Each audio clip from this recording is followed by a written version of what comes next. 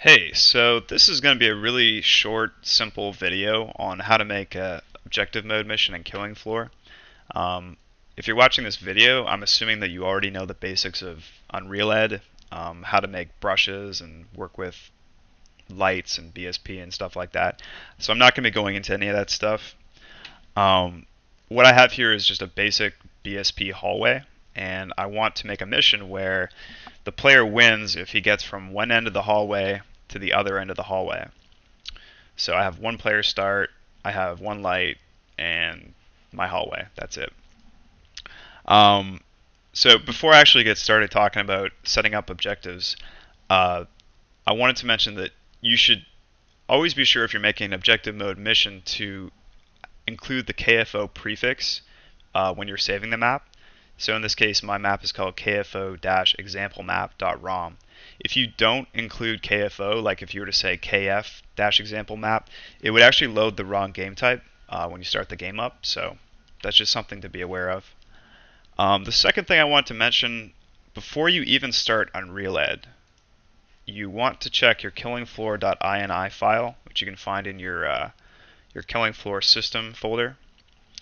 And you want to look for the edit packages list, and you want to check that list to make sure that it has edit packages equals KF story game. If it isn't there, you need to add it, because that is what will make the objective mode actors show up in the editor. So yeah, just make sure that's in there, and if it isn't, add it, save the ini file, and restart the editor. So if you did all that correctly and you go to actor classes and you expand info, replication info, KF level rules, you should see KF level rules underscore story. And this is usually the first thing you want to place, the first objective mode thing you want to place in an empty map. What this does is it sets the basic rules for the players who are spawning, like what kind of weapons do they spawn with, how much money do they spawn with, stuff like that. And every map needs to have one of these actors in it. It shouldn't have any more than one, but it needs to have at least one. So you can leave the settings on that default. Um, I'll probably go into some of the tweaks you can do to it in more detail in a future video, but for right now, everything should just work. So the second thing we want to add is an objective. And if you go to story objective base in the actor classes browser and expand it, you should see kf underscore story objective. And you can place this anywhere you want. I tend to try to group my objectives together, but it really doesn't matter as long as you place them. It's a little bit too big. I'm just going to scale it down. So the objective actor has a ton of properties in it. So many properties, in fact, that I'm just going to stick to the ones that we really need to be concerned about right now, which is objective underscore conditions and objective underscore actions. If you expand conditions, you'll see failure conditions, optional conditions, and success conditions. So in this mission, we want to make it so that if the player gets to the end of the hallway, he wins the mission. So to do that, we would have to include a new success condition. And there's a ton of different ones we can choose from, but what we're going to be using is obj condition underscore area. And this particular type of condition checks to see if a player is inside a specific volume in the map or a specific zone in the map as well. And if he is, then do something. So select that and click new, and it should create a new condition. Again, the conditions have tons of properties as well, but the only properties we're really concerned about is in the obj condition underscore area tab. There's a field for volume, area volume, which is currently none. So we obviously need to set a volume in there so that the condition will know which area we actually want to get into. And I've already gone ahead and created a volume over here with a fancy schmancy light and static mesh, which is kind of not necessary, but I feel like it makes it look cooler. If I could select this. I feel like Cam Studio messes with my mouse settings. And so yeah, I'm just putting this at the end of the hallway, lining it up, and I'm taking note of the object name, which is volume 0, because that is what we're going to be using to uh, associate that volume with our area condition. So if we go back to our objective and we go back to the area volume field, we can just type volume 0, hit enter, and there you go. Now it's linked up to this objective. So if I were to walk into this volume right now, the objective would be complete, but basically nothing would happen. The objective would finish and the map would kind of come to an end, or a total standstill. So to make it so we win the game, we have to go to the actions rollout, and we have to look at success action. And success actions, they mirror success conditions. So success conditions are what you need to do to succeed, and success actions are what happens when you do actually succeed. By default, it just goes to the next objective. But because we only have one objective in our map, it's kind of useless having this here. So we can just click on clear and get rid of it, and select a new objective action from the list. We want obj action underscore win game, and we want to click on new. So once we've done that, we have a success action. So at this point, we'll just check our conditions and actions, and we have one area condition and one success action. If we go in the area, we should now win the game. So far, so good. The next step is actually setting a name for this objective because it doesn't really have one yet. You can see it says none there. So the objective name, we'll just call it like get to the end. Okay. Perfect.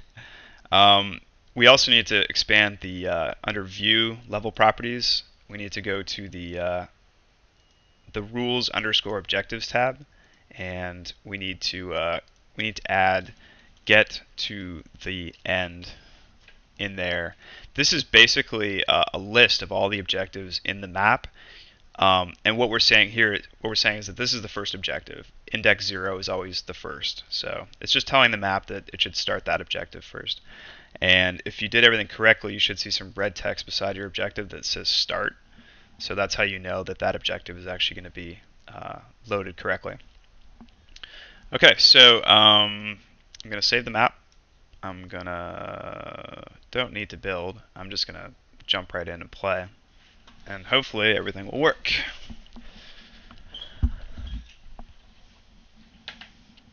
Just need to change my resolution a bit here. Okay, so there's nothing showing up on the HUD right now, but that's okay. It's just we need to add some settings. But yeah, so if I walked into the hallway, my squad survived. Sweet. So I guess the next step would be actually displaying that information correctly on the HUD. Behind the scenes, everything's working, but we haven't really configured the HUD yet, so the player has no idea what's actually going on.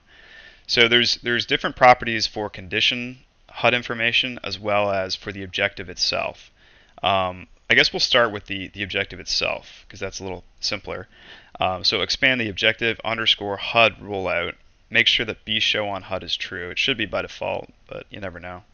And we'll probably want to add a header to this objective, which is the text that displays over top of the objective, kind of like the title, I guess. And we'll just call it like, you know, get to the end. It's not very creative, but whatever.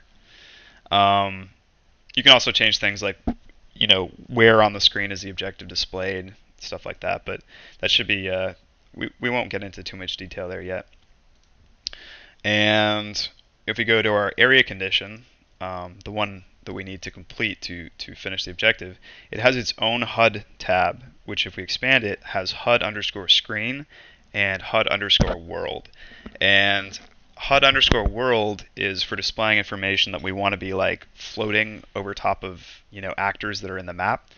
Whereas HUD underscore screen is just stuff we want to have like kind of pasted on our HUD.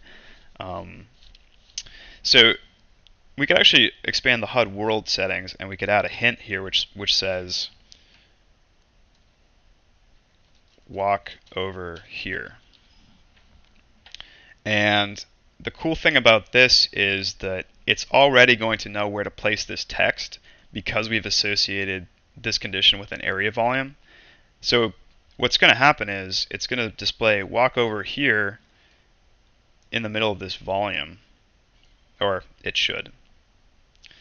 And we can also add something to the screen that just says player walked into volume. And we can add a little checkbox to that to show that the player actually did that successfully. And I think at this point we can probably just save and see what happens if we test now.